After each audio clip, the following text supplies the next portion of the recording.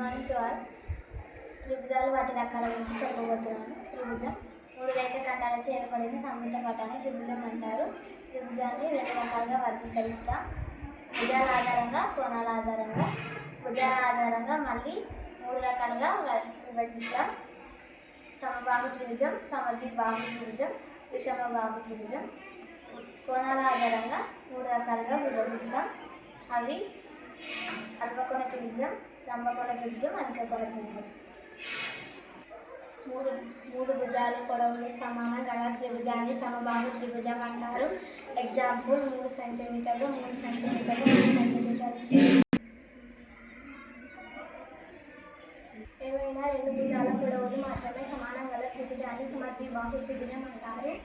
Example 3 centimetres, 3 centimetres, 5 centimetres. మూడు భుజాల పొడవులు వేరువేరుగా ఉన్న త్రిభుజాన్ని విషమబాహు త్రిభుజం అంటారు. Example 3 centimetres, 4 centimetres, 5 centimetres.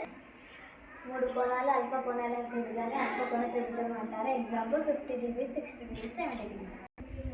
ఏదైనా ఒక కోణం లంబకోణం గల త్రిభుజాన్ని లంబకోణ త్రిభుజం అంటారు. ఎగ్జాంపుల్ 30 డిగ్రీలు, 60 డిగ్రీలు, 90 డిగ్రీలు. ఏదైనా ఒక కోణం అధిక కోణం గల త్రిభుజాన్ని అధిక కోణ త్రిభుజం అంటారు. Example 40 degrees, 30 degrees, 110 degrees.